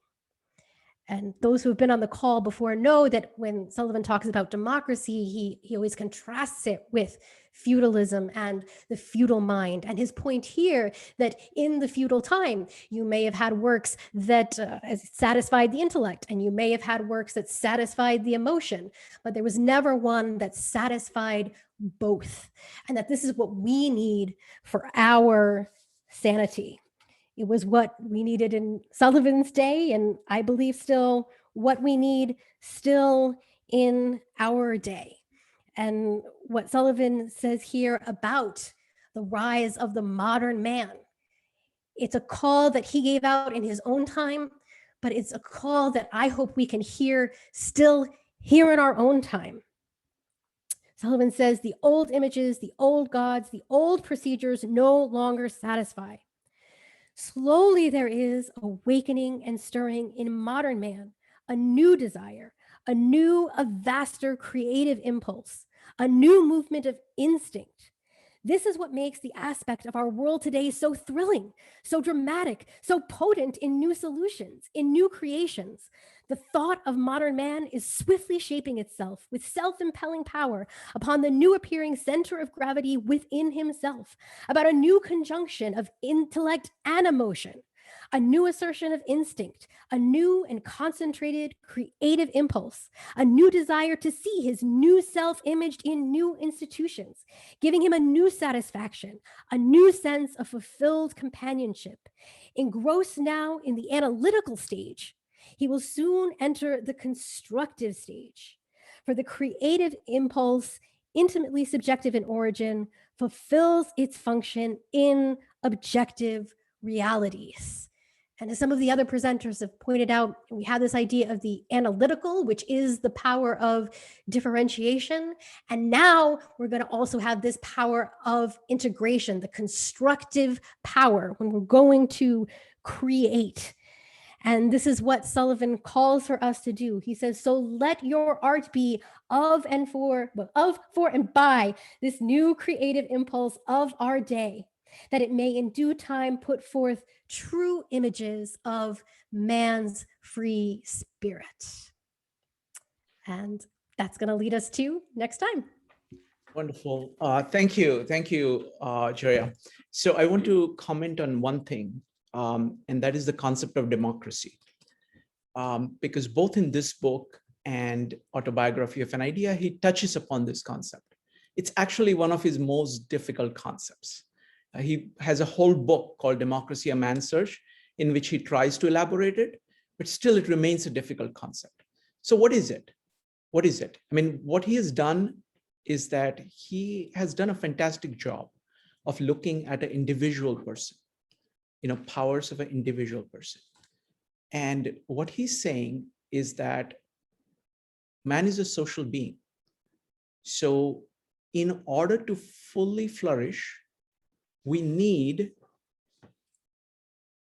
a system where each individual can actually exercise those powers. And that's what he's trying to get at when he talks about democracy. The core idea, the simplest way I know of thinking about this is to look at two people. How can two people interact? What principles do they need to use so that both of them, in a win-win fashion, in a collaborative fashion, become like 1 + 1 = 4? That's what this whole idea is about. And then it's a matter of just scaling it up. Now, it's enormously a difficult problem. And here he just begins to talk about it. But the direction in which he's going is that. It's interesting that he zeroed in on that concept. Thank you. Next up is Rupali.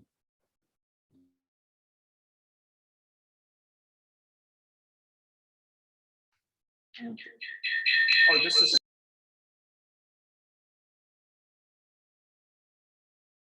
second. And you can increase your volume. Okay. So I'm going to pick up where Shrikant left off with democracy. And Louis Sullivan was highly influenced by Walt Whitman. And in his book, Democratic Vistas, Walt Whitman talked about the idea of feudalism and democracy. And then Louis Sullivan has taken it further from there. So I'm going to share my screen. One of the things that all throughout this book, we've seen that Louis Sullivan is really focused on poetry. And even the way he's narrated this book is very poetic, and he's guiding the student through this journey of discovering what he himself is and then how he can participate in society.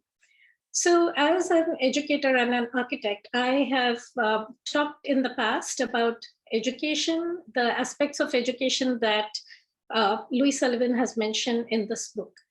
Now, he gets a lot of those ideas also from Walt Whitman, and he was very, very influenced by Walt Whitman's poetry and his writings. And one of the things that Rohit and I were discussing about this chapter is why are some of the greatest works written in form of poetry? Whether we talk about the Tao Te Ching, I still haven't got that. Bhagavad Gita is another literary book for the Hindus. Again, it's written in a very poetic form. And then Walt Whitman wrote Leaves of Grass, and his poem on Song of Myself is also guiding a human being, a person, through this journey. Now, there's a fun fact here. So Song of Myself by Walt Whitman has 52 verses. Kindergarten Chat has 52 sections, and Shrikant has 52 living ideas. So just a fun fact there.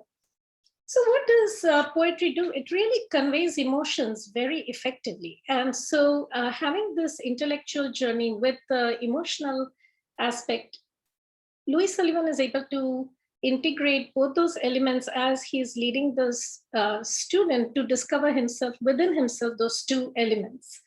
Now, one of the things that we see in both Walt Whitman's poems and Louis Sullivan's ideas is the idea of individualism, the idea of democracy. So let me just share my screen. And so here is Walt Whitman's Song of Myself. And in this very first song, he talks about how humans exist within this universe. And so first he's talking about myself, just exalting the individual and saying that within the individual is also the cosmic self. So whether you look at an ant, a leaf of grass, any natural form, you see within it its own individual aspects as well as the cosmic aspects of it. Then he says, okay, let's take the self with other selves. And when the self interacts with other selves, then you're creating a society, you're creating a civilization. And all of these are based on the development of the individual. The individual is at the core of mankind. And for that, he talks about the relationship, the importance of the relationship with nature and the universe, that once we understand how nature works, then how our life works, how our work is created, then you're in harmony with nature. So both Louis Sullivan and Walt Whitman talk about the powers of man, and man, the worker. So there is Vulcan. The first picture is of Vulcan forging the thunderbolt of Jupiter, and that's by Rubens. And you can see the intensity of labor in there.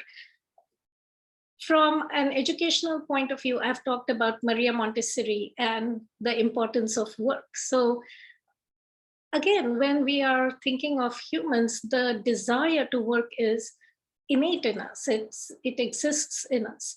Then we have the inquirer and thinker, and I debated whether to use a painting or a real person, and I just could not forego, Leonardo da Vinci, because he really embodies the idea of the inquirer and thinker. And then we have the dreamer at the fountain by Jean-Baptiste Camille Corot. So these elements are within us, and we have to be aware and activate these within us all of the time. So when I say, both, let me just go back to Walt Whitman. And so Walt Whitman, when he wrote his poems and he published his books, he really felt that poetry was a huge part of the public domain, that poetry is an art form that needs to be in the public domain as a social art form too, that it reflects the social fabric. And so the similarity between Whitman and Louis Sullivan is that Louis Sullivan looks at architecture in the same way, that it is a social art form, that it's not just of the individual, but it's of the society. And if the ideas of poems and democracy are based on if the ideas of poetry and architecture are based on the ideas of democracy, then you have this civilization that is flourishing, that is thriving, that is beautiful and is in harmony. And Louis Sullivan says in this, we are not yet there, but we have a system, we have the system of democracy to get there.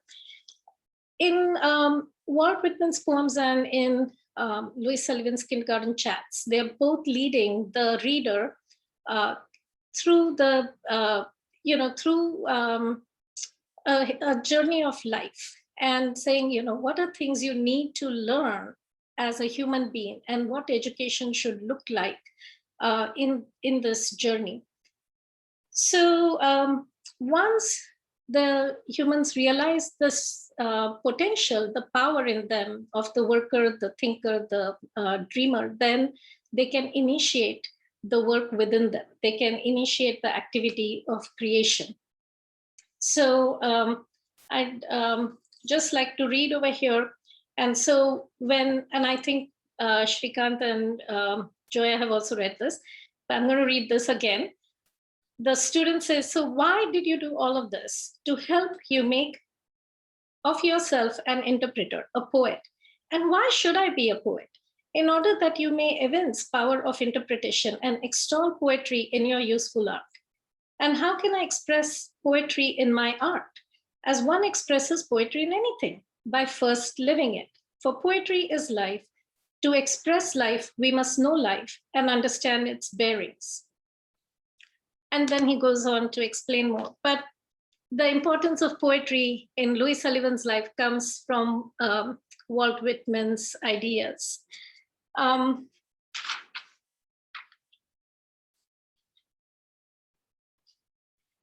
Both Louis Sullivan and Walt Whitman believe in the individual, and they believe that the individual has public responsibility. They say if the individual, they actually first trust the individual to have all these skills.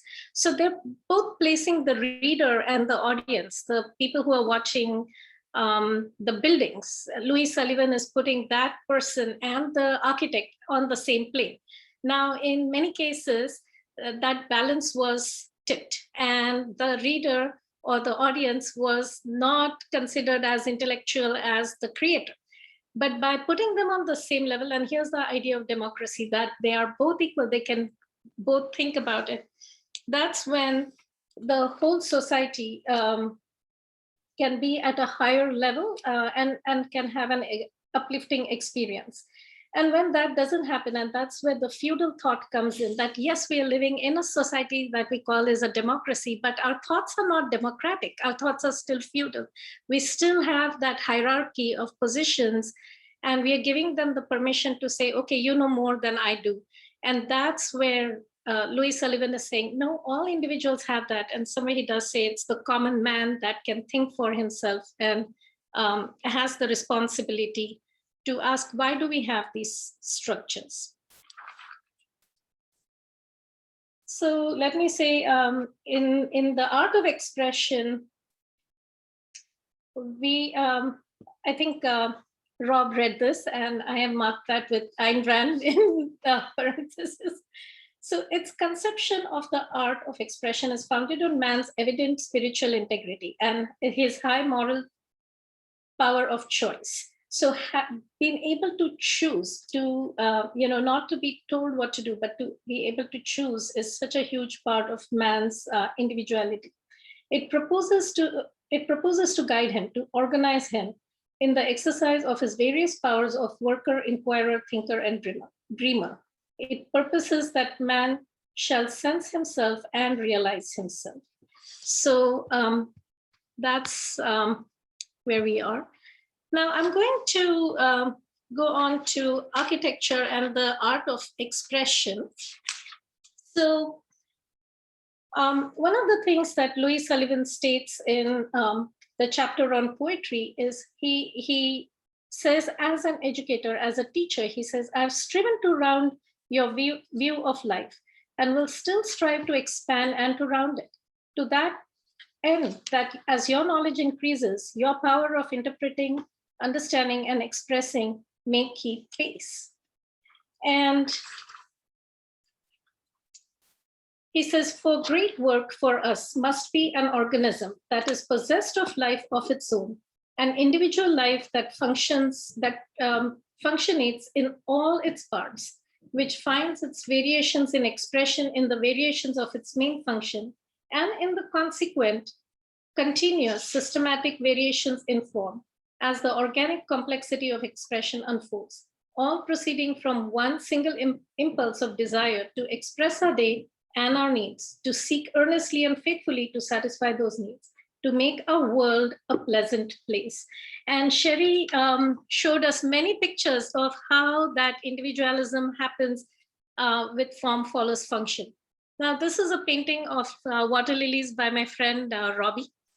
And she sent this to me when we were stuck during the pandemic, and it just made me just smile and feel very happy. Now, the lily, the symbol of water lily, is universal in many cultures, and it symbolizes purity, it symbolizes calm, it symbolizes coming out of the muck into something pure.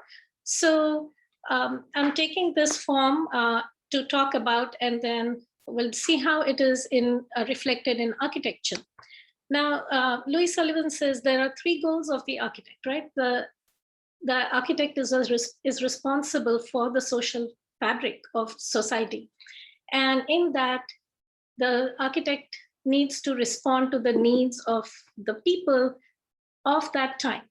And when the architect can then give his interpretation or her interpretation in the form of a structure which is in harmony with nature, then you see that architecture has flourished. So I'm going to talk about this building, the Lotus Temple in New Delhi. And this temple was designed by architect Fariboz Saba. He is an Iranian-born architect. He currently lives in the US. And he was commissioned to make a Baha'i temple, a temple of the Baha'i faith, where people of all faiths could come in to pray and to meditate. The form is that of a lotus. You have, actually, I'll just go back. You can see that these smaller triangles that are the petals that are opening outwards are entries all around the structure. So you can enter from every part of the building through the entire circumference. And those are the welcoming. And then you have 9 petals that are folding inwards with a half open lotus. And you can see these from the bird's eye view or the top view. Around this structure are pools of water. So symbolically too, you can see, okay, there's a lotus in a pool of water. And that water not only provides an aesthetic value, but also a functional value. So inside, this is a huge temple. You can see the scale of the pews at the bottom, the wooden pews at the bottom. And this is a very grand space. And when you walk in the space, your eye is naturally drawn to look upwards, symbolizing spirituality or a higher being. And we saw the pools of water outside. Now, New Delhi can get really, really hot, about 110 degrees or more. And so the water actually cools the air that's outside, and it forces the air through the basement into the structure through ducts that are all around the structure. And so that water is cooling the air inside. So when you're inside, you don't feel the heat that you felt outside. Just by walking inside, you've changed the being of the person walking in. And the light. So this structure gets the light from the arch above. So it's flooded with light all of the time. And it's a diffused light. It's not strong, harsh light. You get diffused light. Again, very soothing and calm. Now, one of the things that Louis Sullivan talks about is all design should be from whole to its parts. And so from whole to its parts, and you can see that even inside the structure, this is the skylight. So the structure is open in the center. So you have the small water lily up in the skylight, and it's covered with glass. So you have light coming in, and it gives you the feeling of openness, that there's no closure on the top. You're there for spiritual experience, and it continues. So when you meditate, and meditation often gives this experience. When you're deeply in meditation and you are at one with yourself, there you can feel the light in you growing and growing and growing and growing and just going up. And I think that kind of symbolizes that that experience over here. So in every part, you can see that this building is true to its form, true to its shape and form. Here's the detail of that skylight. So how does this happen? And in the art of expression, Louis Sullivan says, yeah, I think Sherri read this already. An art of expression must flow from an inner reservoir. It must be the gathered and stored force seeking the outlet. It's not a garment, a something to be worn or not worn. It's inseparable from life, a symbol of life. And so this kind of just highlights that. And then I'm going to wrap up with education again. So Louis Sullivan talks about the work of hands. Let me just find that section.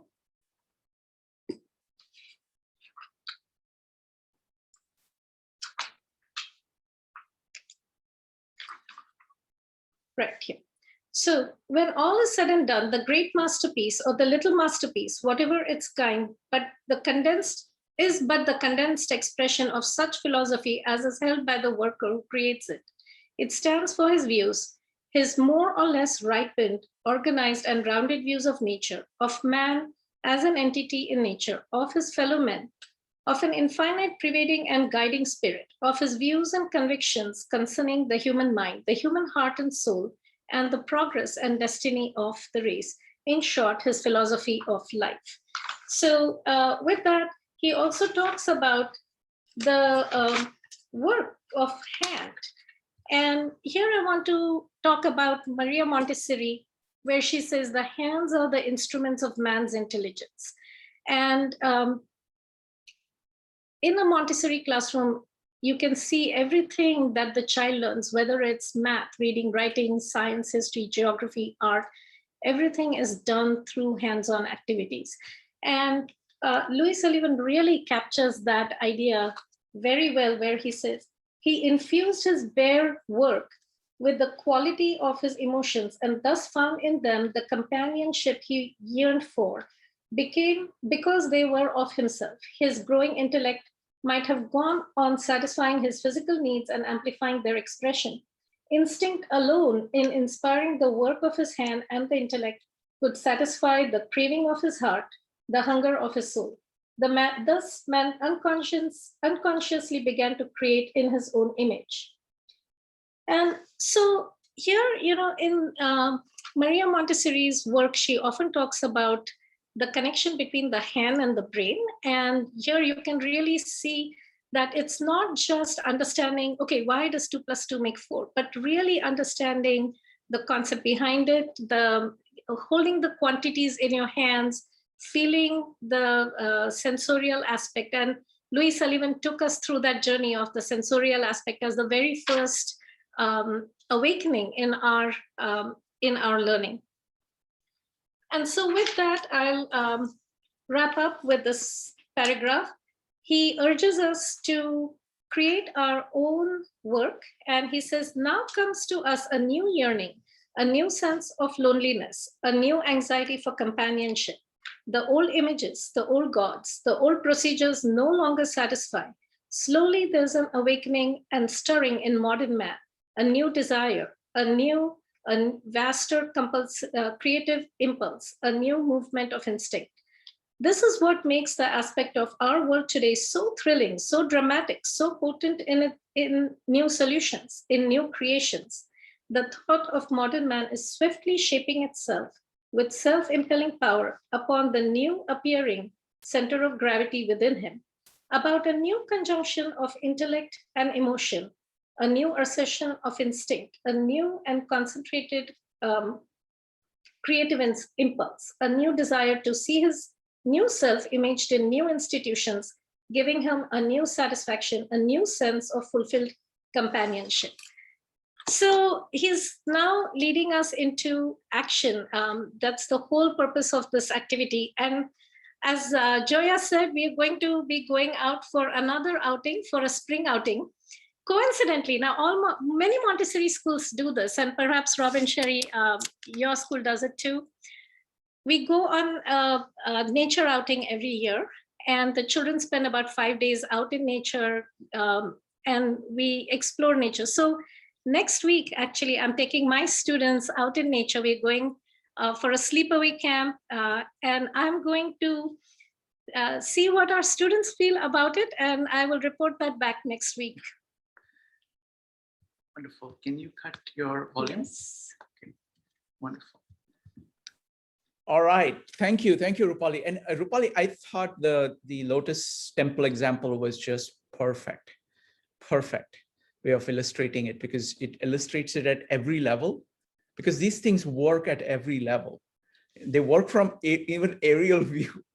They work from how you approach things, what you feel inside, what you're doing inside, and how the architecture supports that. So just beautiful. Thank you. All right. So what we're going to do is that we are going to do a quick round. I would like to know what people got from this meetup, as well as if you have questions. But what we're going to do is that we're just going to listen to everything everybody has to say, and then we will respond to everything in a lightning round. Okay, very quick round afterwards. So if you'd like to share what you got from this meetup, or if you have any questions, go ahead and type !" in chat or raise your hand in Zoom. Remember always to keep on topic, be brief, speak your mind, disagree with anybody on anything, and do so courteously. Who would like to go first?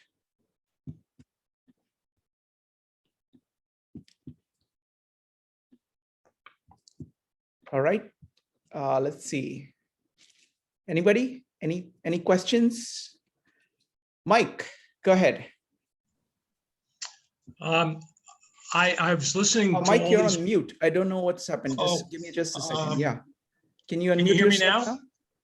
Oh, it's not working? I don't can know. hear him. Oh, just a second. Oh, okay, go ahead. Is it okay? Yeah, I had trouble on my other computer. I got No, bumped no, for a it while. was my problem. I had cut down the volume to stop the echo. Go ahead. Great, great. I listened to these presentations and you all brought me back to a very vivid memory of a young kid growing up in a machine shop. My dad was a tool and die maker and he worked by himself. And the kids, we actually worked the machines if we had to mass produce something. But what I listened to, what I got from this meetup was the importance of melding artistry with engineering, because my dad had to do both. He would have a customer come in, and again, to go back to the nature of a problem, a customer would come in and have a technical problem that needed a widget that would fix the problem. So my dad was presented with the problem, had to, again, think of the nature of the problem, solve the problem, and then design and produce the prototype that would solve the problem, adding in a little artistry to make the widget presentable and aesthetic. And I'm listening to these presentations and I'm saying, why is this hitting me so deeply? Why am I like literally feeling this? And it's because there's somebody, I think it may have been Rupali, who, like, it's the lived experience of these ideas. So I remember being a kid watching my dad when a blueprint was blue, if you remember, with a loop in his eye, with the, you know, the old ink, with the little scrolling his name on the lower side at night after dinner. And then in the morning in the shop, actually designing with great precision the prototype. And when it was done, he had his kids working on lathes and millers and drill presses. And I got to see firsthand the problem gets solved, and the customer at the end of that be satisfied. And it was a very pure transaction. It was my dad and the customer. There wasn't anything in between. So kudos to all of you. I thought it was just, excuse me, fantastic presentation. Absolutely loved it. Wonderful. Thank you, Mike, and glad you could make it. Yep. All right, I'm going to give another 10 seconds for anybody to say anything. All right, so let me tell you what's coming up next. So next week is the last 2 chapters of this book. It's going to be Optimism and Spring Song. It is really of what does this look like in action? We've talked about the process during these meetups. Okay, how does this work? How do you do this? Now we're going to be talking about what does it look like when you're already there. So don't miss that. Look forward to seeing you then. Thanks, everybody. Bye.